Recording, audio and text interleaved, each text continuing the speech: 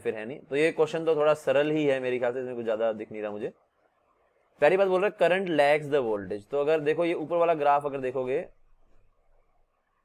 हाँ वो भी आएगा, हाँ तो ये इजी है मेरे ख्याल से। तो अगर ऊपर वाला देखोगे तो ऊपर वाला अपना करंट वाला बन रहा है और नीचे वाला जो है वोल्टेज वाला है। तो करंट अगर हम बोल दें कि I is equal to I naught sine omega t है, तो वोल्टेज हम देख पा रहे हैं यहाँ पर कितना होगा, V naught sine omega T, और टी इज इक्वल टू 0 पे जो वी है ना वो मैक्सिमम की आधी है, मैक्सिमम इतनी है, मैक्सिमम कितनी है 200 है, तो यहाँ पर टी इज इक्वल टू 0 पे वो 100 है, तो हम लिख सकते हैं यहाँ पे कि वो वी नॉट बाई 2 होगी टी इज इक्वल टू 0 पर।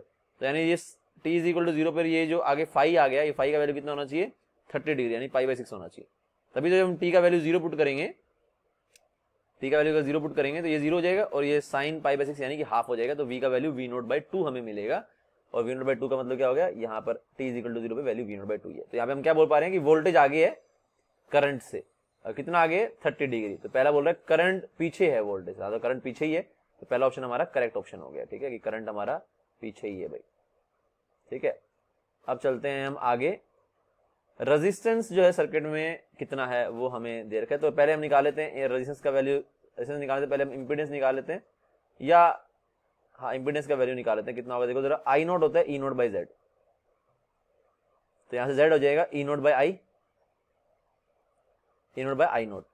ई नॉट का वैल्यू कितना है मैक्सिमम, देखो 200 है, ई नॉट का मैक्सिमम वैल्यू कितना है 200, आई नॉट का वैल्यू कितना है 400, लेकिन 400 मिली एम्पियर में, तो 400 और मिली एम्पियर का जाएगा 1000 ऊपर, तो ये हमारे यहाँ 2 से 2 कट जाएगा, तो ये 2 से 2 कट जाएगा, ये 500 पे चला जाएगा, तो Z का वैल्यू यहाँ से निकल करके आ गया 500, ठीक है।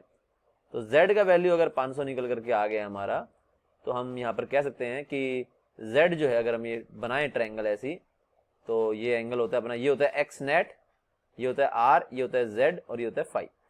तब हम बोल पाएंगे फाई हमारा 30 डिग्री है, तो cos phi will be R by Z, तो यहाँ पे हम बोल पाएंगे कि R का वैल्यू जो है वो हो गया Z कोस फाई, Z जो है वो हो गया 500, कोस फाई हो जाएगा √3/2 जो कि 30 डिग्री है फाई, तो R का वैल्यू आ गया यहाँ से 250 √3। सेकंड ऑप्शन भी हमारा होगा करेक्ट ऑप्शन, ठीक है। फिर हम बात करते हैं किसकी, पावर लॉस की, ठीक है। थर्ड बात देखेंगे, पहले डी की बात कर लेते हैं क्योंकि डी ऑप्शन करेक्ट है, तो पहले उसकी चर्चा कर लेते हैं।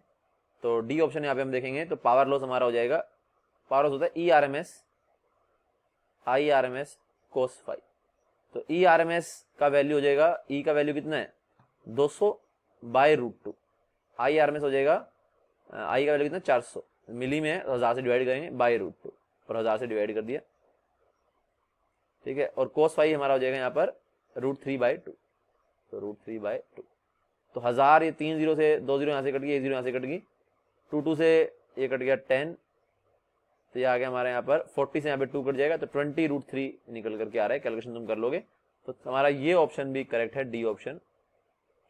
अब आती है सी ऑप्शन पर। अब सी ऑप्शन में हम एक्स नेट तो निकाल पा रहे हैं ना, एक्स नेट का वैल्यू कितना हो गया, एक्स नेट का वैल्यू अपना आ जाएगा यहाँ से, अगर हम देखने की कोशिश करें एक्स नेट निकाल पाएंगे, फाई है ना, तो एक्स नेट हम लिख सकते हैं यहाँ पे, या फिर एक्स नेट बाय जेड हम लिख सकते हैं, होगा साइन फाई है ना, साइन फाई कितना है साइन 30 डिग्री, वो है हाफ, तो एक्स नेट का वैल्यू यहाँ पे हो जाएगा Z/2 यानी एक्स नेट का वैल्यू हो जाएगा 250, तो एक्स नेट तो हम 250 बोल पाएंगे। और हम ये भी जानते हैं कि सर्किट जो है वो इंडक्टिव है, क्योंकि वोल्टेज आ गया है ना, एलई है, वोल्टेज आ गया, तो सर्किट इंडक्टिव है। तो अब हम यहाँ पे ये बोल सकते हैं एक्स नेट क्या होता है, एक्स नेट होता है XL माइनस में XC, अगर सर्किट तुम्हारा क्या है इंडक्टिव है, तो यहाँ पे हमें निकालना है XC है ना, XC हमें यहाँ पे बताना है। तो जब तक एक XL नहीं मालूम होगा XC कैसे बता पाएंगे, मुश्किल है ना, क्योंकि वैल्यू यहाँ पे 250 है, ये बोल रहा है कि भाई XC का वैल्यू जो 74 हो सकता है और ना भी हो, कोई जरूरी नहीं है कि हो।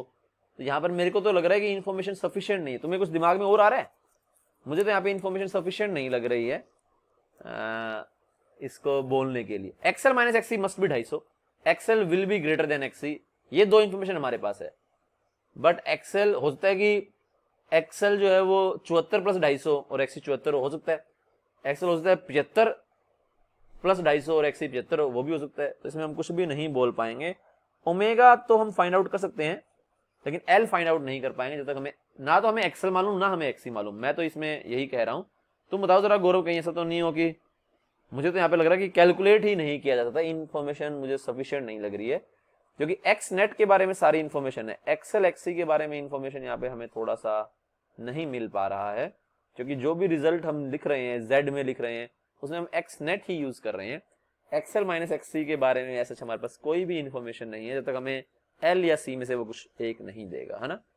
तो मेरा तो यही मानना है। तुम बताओ जरा गौरव, कुछ तुम्हें अगर कुछ और सूझ रहा हो तो। सूझ रहा है कुछ, है ना। तो यही होगा। तो ये नॉट इन्फॉर्मेशन नॉट सफिशिएंट, मैं इसका आंसर दूंगा यहाँ पर इसके लिए। तो जाहिर सी बात है फिर इसको हम टिक नहीं कर पाएंगे, ठीक है। तो इस वाले के लिए इन्फो नॉट सफिशिएंट, मैं मना भी नहीं कर रहा हूँ कि नहीं हो सकता इसके लिए। तो हमारे ए बी सी पक्का ठीक हो जाएंगे, ए बी डी और सी मे और मे नॉट भी करेक्ट। और आंसर ए बी डी है। बट मुझे ऐसा लग रहा है कहीं ऐसा ना हो कि मैं कहीं ना कुछ छोटी मोटी चीज ग्राफ में मिस कर रहा हूं। लेकिन एल और सी के बारे में कोई भी इंफॉर्मेशन नहीं दे रखी, तो कुछ कर सकते हैं क्या फिर भी? नहीं, कैसे कर पाएंगे, क्योंकि इक्वेशन तो एक ही है ना। इक्वेशन तो एक ही है, एक्स नॉट का वैल्यू 250 है और एक्स नॉट को मैक्सिमम तुम यहाँ पे ले जा सकते हो। मैक्सिमम क्या कर सकते हो, तो मैक्सिमम ये कर सकते हो कि 250 तो तुम ओमेगा एल कर दोगे, इसको 1 माइनस ओमेगा सी कर दोगे। अभी भी तो एल और सी दो वेरिएबल रह गए, इक्वेशन ए पी है, यहाँ पे भी दो वेरिएबल है। ओमेगा तो हम फिर भी निकाल सकते हैं यहाँ से, मे बी ओमेगा भी पता नहीं निकाल पाएंगे नहीं निकाल पाएंगे। ओमेगा टी पाई करके निकाल देंगे, मे बी ओमेगा तो निकल जाएगा हमारा। सर डब्ल्यू निकालना और एक्सी एक्सएल क्यों नहीं निकाल पाओगे? सर डब्ल्यू निकालते हैं और एक्सी दे रखा है। सर डब्ल्यू निकाल लें, डब्ल्यू क्या होता है, ओमेगा। हाँ ओमेगा निकाल लेंगे, ओमेगा में कोई दिक्कत नहीं है। एक्सी कहाँ दे रखा है? नहीं एक्सी कहाँ दे रखा है, ऑप्शन में दे रखा है, वो एक्सी थोड़ी दे रखा है। अब इसने थोड़ी बोला है, अच्छा इसने ये बोला है if capacitive reactance. Okay okay, मैं ऑप्शन थोड़ा गलत पड़ गया। अच्छा अच्छा ठीक है, हाँ फिर तुम्हारी बात ठीक है, फिर ये निकल जाएगा। ओके ओके इफ, अच्छा मैं थोड़ा ऑप्शन गलत पड़ गया। इफ कैपेसिटिव रिएक्टेंस इज 74 तो इंडक्टिव रिएक्टेंस इतनी होगी कि नहीं होगी। अच्छा फिर हम निकालेंगे बड़ी आसानी से, निकालें। चलो ये तुमने अच्छा, मैं मेरे को लग रहा था, तभी मैं बोल रहा था कि मुझे लग रहा है कहीं ना कहीं इन्फॉर्मेशन नॉट सफिशिएंट तो नहीं आना चाहिए। मैंने इफ नहीं पढ़ा ना, मैंने ये पढ़ा कि कैपेसिटिव रिएक्टेंस इज 74 और इंडक्टिव जो है वो इतना होगा। तो ये हमने थोड़ी सी यहाँ पे भूल कर दी पढ़ने में। हाँ अब हम ओमेगा निकाल लेते हैं। ओमेगा कितना हो, देखो यहाँ से स्टार्ट किया और यहाँ तक गए, तो यानी कि 10 सेकंड तक गए। 10 सेकंड में एंगल कितना कवर हो गया, पाई कवर हो गया, ठीक है। तो हम यहाँ पे लिख पाएंगे, मैं अगले पेज पे करूँगा, इसी पे अपनी फोटो इधर ले जाऊँ, इसी में अपनी फोटो इधर ले जाता हूँ, पेज हम ये रखते हैं, तो इसी में इधर ले जाता हूँ मैं। तो ओमेगा टी जो है वो हमारा दे रखा है यहाँ पर, ओमेगा टी का वैल्यू दे रखा है हमें यहाँ पर 10, है ना। ये मिली सेकंड में है, तो 10 इंटू में 10 की पावर -3, ठीक है। तो यानी 10 यानी 1 चलो 1000 कर देता हूँ। तो यहाँ से ओमेगा का वैल्यू कितना आ गया,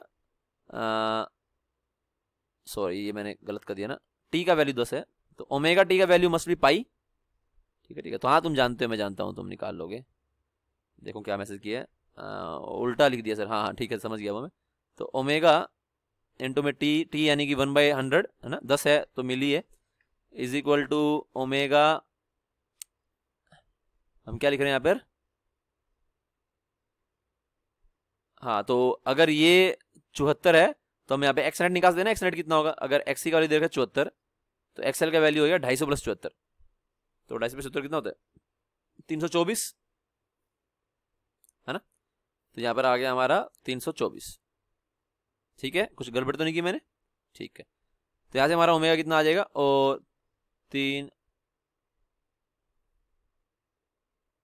अच्छा ये मैं क्या कर रहा हूँ, ओमेगा एल,